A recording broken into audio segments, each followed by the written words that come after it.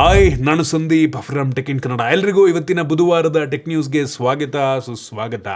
ಬನ್ನಿ ಡೈರೆಕ್ಟಾಗಿ ಇವತ್ತಿನ ಟೆಕ್ ನ್ಯೂಸನ್ನು ಶುರು ಮಾಡೋಣ. ಇವತ್ತಿನ ಮೊದಲ ಟೆಕ್ ನ್ಯೂಸ್ ಬಂದ್ಬಿಟ್ಟು, ಕಳೆದ ವರ್ಷ ಏರ್ಟೆಲ್ ಇಂದು ರೀಚಾರ್ಜ್ ಪ್ಲ್ಯಾನ್ನ ಜೊತೆಗೆ 1 ವರ್ಷದ ಪರ್ಪ್ಲೆಕ್ಸಿಟಿ AI ಸಬ್ಸ್ಕ್ರಿಪ್ಷನ್ ಏನು ಫ್ರೀಯಾಗಿ ಕೊಟ್ಟಿದ್ರು, ಅದು ಇನ್ನು ಕೆಲವು ದಿನಗಳಲ್ಲಿ ಎಕ್ಸ್ಪೈರ್ ಆಗೋ ಟೈಮಿಗೆ ಬಂದಿದೆ.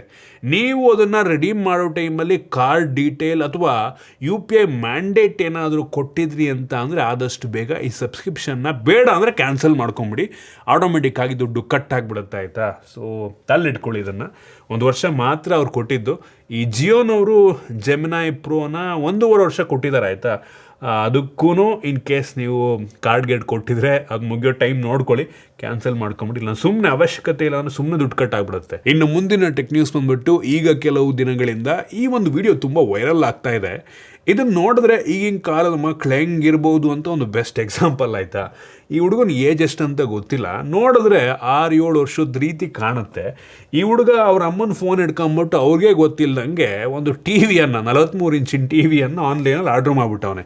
ಯಾವ ಪ್ಲ್ಯಾಟ್ಫಾರ್ಮ್ ಅಂತೆಲ್ಲೂ ಕೂಡ ಅವರು ತಿಳಿಸಿಲ್ಲ. ಆ ಒಂದು ಡೆಲಿವರಿ ಬಾಯ್ ನೋಡಿದ್ರೆ ಫ್ಲಿಪ್ಕಾರ್ಟ್ ಅನ್ನೋ ರೀತಿ ಅನ್ನಿಸ್ತಾ ಇದೆ, ಫ್ಲಿಪ್ಕಾರ್ಟ್ ಲೋ ರೀತಿ ಇದೆ. ಇದು ನೋಡಿದ್ರೆ ಎಷ್ಟೋ ಸಲ ನನಗೆ ಹೆಂಗೆ ಅನ್ನಿಸ್ತು ಅಂದರೆ, ಇದು ನಿಜವಾಗ್ಲೂ ಒರಿಜಿನಲ್ ವಿಡಿಯೋನ ಅಥವಾ ಪ್ರಮೋಷ್ನಲ್ ವಿಡಿಯೋನ? ಏನಕ್ಕೆ ಅಂದರೆ ಅವ್ರ ಅಮ್ಮ ಹೇಳ್ತಾರೆ ಬರೀ 2 ಅವರ್ ಡೆಲಿವರ್ ಆಯಿತು ಅಂತ. AI ಜನ್ರೇಟೆಡ್ ವಿಡಿಯೋ ಇರ್ಬೋದಾ ಅಂತಲೂ ಅನ್ನಿಸ್ತು ಎಷ್ಟೋ ಸಲ.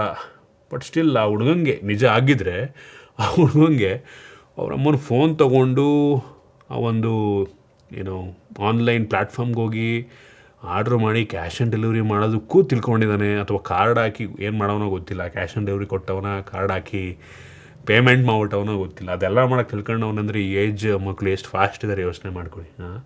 ಕ್ರೇಜಿ. ಮಾಸ್ಕ್ ಬೇರೆ ಹಾಕವ್ರೆ ಆ ಡೆಲಿವರಿ ಬಾಯ್. ಯಾವ ಗೊತ್ತಿಲ್ಲ, ಹಳೆ ವಿಡಿಯೋ ಇದ್ರೂ ಇರ್ಬೋದೇನೋ. ಒಟ್ಟಿಗೆ ಈಗಿನ ಟೈಮಲ್ಲಿ ಹಂಗನಿಸ್ದಂಗೆ ಯಾರು ಮಾಸ್ಕ್ ಹಾಕಲ್ಲ.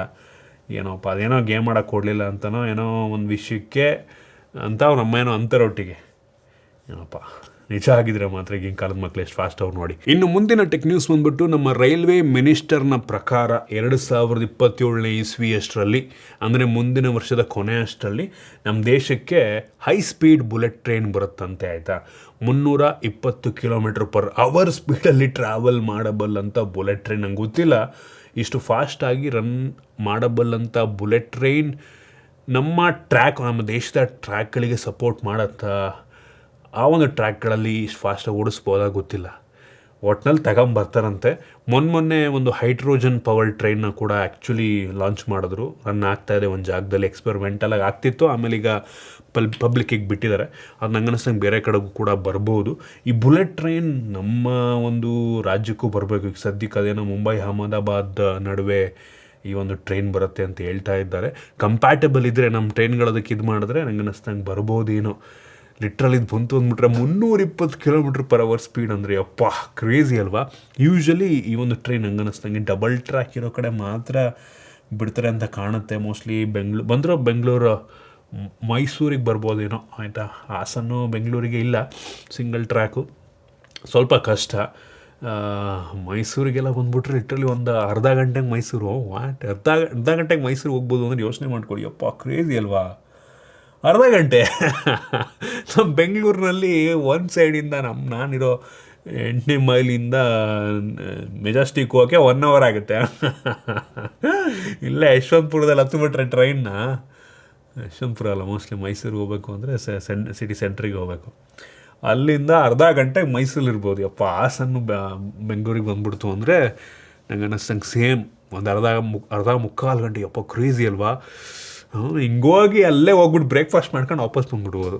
ಕಂಟಿನ್ಯೂಸ್ ಆಗಿ ಟ್ರೈನ್ ಇದ್ದರೆ ಕ್ರೇಜಿ. ಏನು ಮುಂದಿನ ಟೆಕ್ ನ್ಯೂಸ್ ಬಂದ್ಬಿಟ್ಟು, ಫೇಸ್ಬುಕ್ನಲ್ಲಿ ಯಾವ ರೀತಿ ನಿಮಗೆ ನಿಮ್ಮ ಫ್ರೆಂಡ್ಸಿಂದು ಬರ್ತ್ಡೇ ಎಲ್ಲ ತೋರಿಸುತ್ತೆ, ಅದೇ ರೀತಿ ವಾಟ್ಸಾಪ್ಗೂ ಸಹ ಬರ್ತ್ಡೇ ರಿಮೈಂಡರ್ ಫೀಚರ್ ಏನೋ ಬರಬೇಕು. ಆ್ಯಕ್ಚುಲಿ ಎಷ್ಟೋ ಸಲ ನಮ್ಮ ಫ್ರೆಂಡ್ಸ್ಗಳ ಬರ್ಡೇ ಎಲ್ಲ ಮರ್ತುಬಿಡ್ತೀವಿ. ಸೊ ಇದು ಬಂತು ಅಂದರೆ ಎಲ್ರಿಗೂ ನೆನಪಿರುತ್ತೆ, ಅದೇ ರಿಮೈಂಡ್ ಕೊಡ್ತಾ ಇರುತ್ತೆ ಇವತ್ತು ಇವ್ರ ಬರ್ಡೇ ಇದೆ ಅಂತ ಎಲ್ಲ ವಿಶ್ ಮಾಡೋಕ್ಕೆ ಈಸಿ ಆಗುತ್ತೆ. ಇನ್ನು ಮುಂದಿನ ಟೆಕ್ ನ್ಯೂಸ್ ಬಂದ್ಬಿಟ್ಟು, ಇದ್ರ ಬಗ್ಗೆ ಮುಂಚೆನೂ ಕೂಡ ಟೆಕ್ ನ್ಯೂಸಲ್ಲಿ ಮಾತಾಡಿದ್ದೆ. ವಾಟ್ಸಾಪ್ಗೆ ಇನ್ನು ಕೆಲವು ದಿನಗಳಲ್ಲಿ ಅವ್ರದ್ದೇ ಒಂದು ಚಾಟ್ ಬ್ಯಾಕಪ್ ಮಾಡುವಂಥ ಫೀಚರ್ ಬರ್ತಾ ಇದೆ. ಇದು ಬಂತು ಅಂದರೆ ಇದು ಸಬ್ಸ್ಕ್ರಿಪ್ಷನ್ ದುಡ್ಡು ಕೊಟ್ಟು ತಗೋಬೇಕು ಆ ಒಂದು ಫೀಚರ್ನ, ಎಕ್ಸ್ಟ್ರಾ ಸ್ಟೋರೇಜ್ಗೆ. ಸೊ ಇದು ಬಂತು ಅಂದರೆ ಅಡ್ವಾಂಟೇಜ್ ಏನು ಗೊತ್ತಾ? ಇವು ನೆಕ್ಸ್ಟು ಐಫೋನಿಂದ ಆ್ಯಂಡ್ರಾಯ್ಡ್ ಐಫೋನ್ ಸ್ವಿಚ್ ಆಗ್ಬೇಕಾದ್ರೆ ನಿಮಗೆ ಗೂಗಲ್ ಕ್ಲೌಡ್ಗೆ ಅಥವಾ iOS ಇದಕ್ಕೆ ಐಕ್ಲೌಡ್ಗೆ ಸೈನಪ್ ಆಗೋ ಅವಶ್ಯಕತೆಯೇ ಇಲ್ಲ. ನಿಮ್ಮದು ವಾಟ್ಸಪ್ಪಿಂದ ಅವ್ರದ್ದೇ ಕ್ಲೌಡ್ ಏನಿರುತ್ತೆ ಅಲ್ಲೇ ಬ್ಯಾಕಪ್ ಆಗಿದ್ದರೆ, ಅಥವಾ ಲೋಕಲಿ ಅವ್ರು ಬ್ಯಾಕಪ್ ಮಾಡೋಕ್ಕೆ ಆಪ್ಷನ್ ಕೊಡ್ತಾರಲ್ವೋ ಗೊತ್ತಿಲ್ಲ, ಆ ರೀತಿ ಬ್ಯಾಕಪ್ ಆಗಿದ್ದರೆ ಆರಾಮಾಗಿ ನಾವು ಸ್ವಿಚ್ ಮಾಡ್ಕೊಂಬಿಡ್ಬೋದು ಯಾವಾಗ ಬೇಕಾರೆ. ಈಸಿ. ಒಂದು ಚಾಟ್ ಟ್ರಾನ್ಸ್ಫರ್ ಎಲ್ಲ ತುಂಬ ಈಸಿಯಾಗಿ ಆಗ್ಬಿಡುತ್ತೆ. ಕ್ರೇಜಿ, ಬರ್ಬೇಕು ಬೇಗ. ಇನ್ನು ಮುಂದಿನ ಟೆಕ್ ನ್ಯೂಸ್ ಬಂದುಬಿಟ್ಟು ಟ್ರೈನವರು ಈ ಟ್ರೂ ಕಾಲರ್ ಅವರಿಗೆ ಕೆಲವೊಂದು ಗೈಡೆನ್ಸನ್ನು ಕೊಡ್ತಾ ಇದ್ದಾರೆ ಈ ಒಂದು ಟ್ರೂ ಕಾಲರ್ನ ರೆಗ್ಯುಲೇಟ್ ಮಾಡೋದಕ್ಕೆ. ಸೊ ಈ ಟ್ರೂ ಕಾಲರ್ ಏನಪ್ಪ ಮಾಡುತ್ತೆ ಅಂತ ಅಂದರೆ, ಬ್ಯಾಂಕಿನ ಫೋನ್ ಕಾಲ್ಸು ಎಷ್ಟೋ ಸಲ ಕಾಲ್ ಮಾಡಿ ನಮಗೆಲ್ಲ ಹೆವಿ ತಲೆ ತಿಂತಾರಲ್ವ.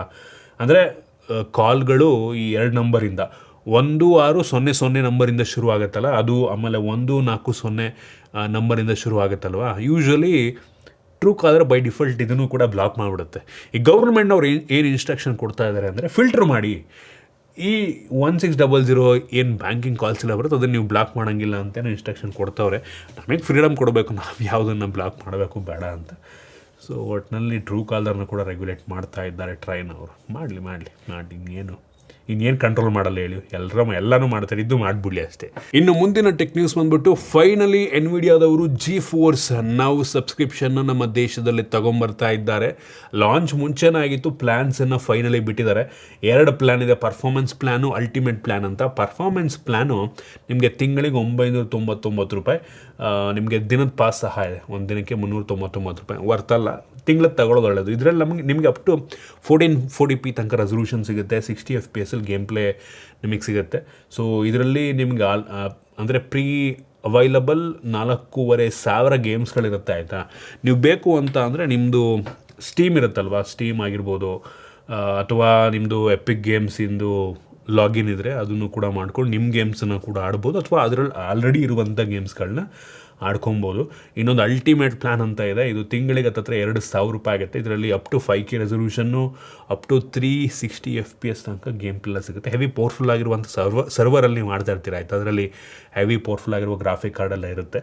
ಸೊ ಯಾವುದೇ ಅಡ್ವರ್ಟೈಸ್ಮೆಂಟು ಈ ಪ್ಲ್ಯಾನ್ಸ್ಗಳಲ್ಲಿ ಬರಲ್ವಂತೆ. ಮತ್ತು ಕ್ಲೌಡ್ ಸ್ಟೋರೇಜ್ನ ಕೂಡ ನೀವು ಬೇಕಾದ್ರೆ ತಗೋಬೋದು ನೀವು, ಅಂದರೆ ಗೇಮ್ನ ಸ್ಟೋರ್ ಮಾಡೋ ಇದ್ದರೆ, ಅಂದರೆ ನಿಮ್ಮ ಗೇಮ್ಸ್ಗಳನ್ನ ಸ್ಟೋರ್ ಮಾಡೋ ಥರ ಇದ್ದರೆ ಅದಕ್ಕೂ ಸಪ್ರೇಟ್ ಚಾರ್ಜಸನ್ನು ಪೇ ಮಾಡಬೇಕಾಗತ್ತೆ.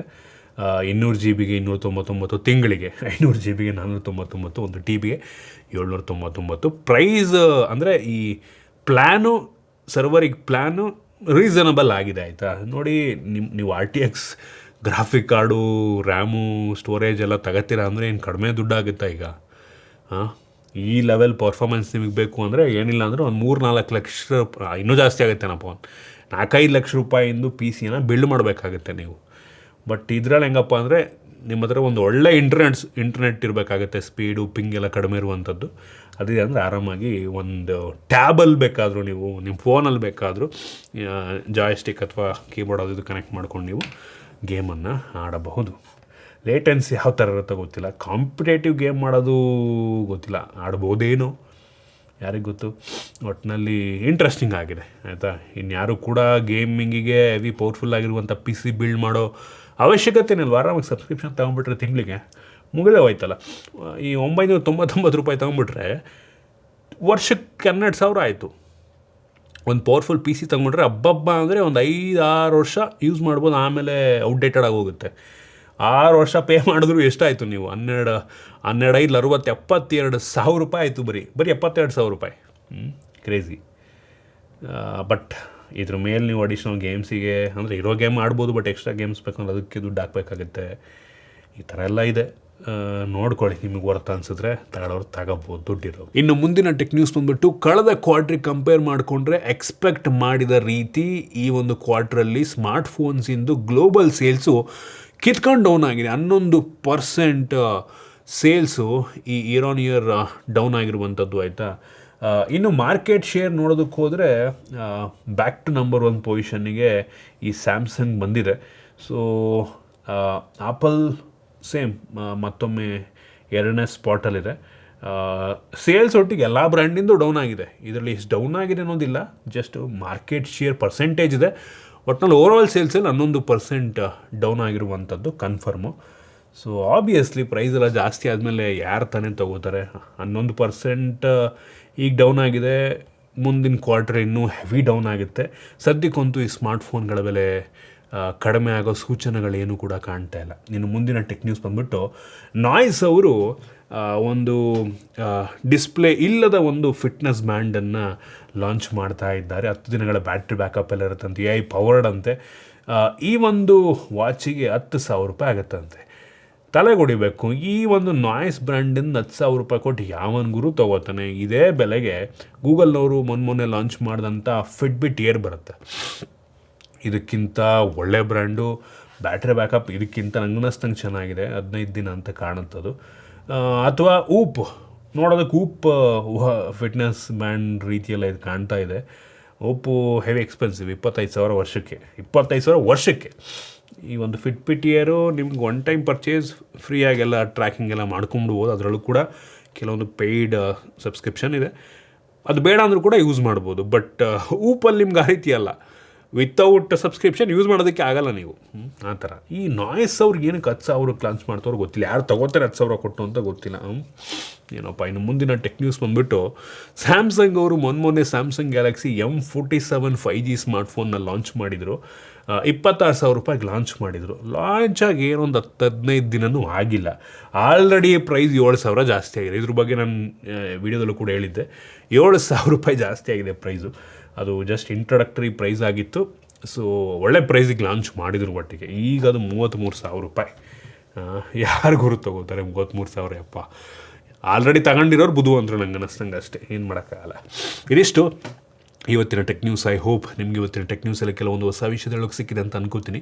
ಇಷ್ಟ ಆಗಿದ್ರೆ ಲೈಕ್ ಮಾಡಿ, ಶೇರ್ ಮಾಡಿದ ರೀತಿ ನಮ್ಮ ಬೇರೆ ವೀಡಿಯೋಗಳಿಗೆ ನಮ್ಮ tech in Kannada YouTube channel subscribe ಮಾಡ್ಕೊಂಡಿಲ್ಲ ಅಂದರೆ ಈಗಲೇ ಸಬ್ಸ್ಕ್ರೈಬ್ ಮಾಡ್ಕೊಳ್ಳಿ ಮತ್ತು ಬೆಲ್ ಐಕನ್ ಕೂಡ ಕ್ಲಿಕ್ ಮಾಡ್ಬೋದು. ಸಿಗೋಣ ಮತ್ತೆ ಮುಂದಿನ ವೀಡಿಯೋದಲ್ಲಿ.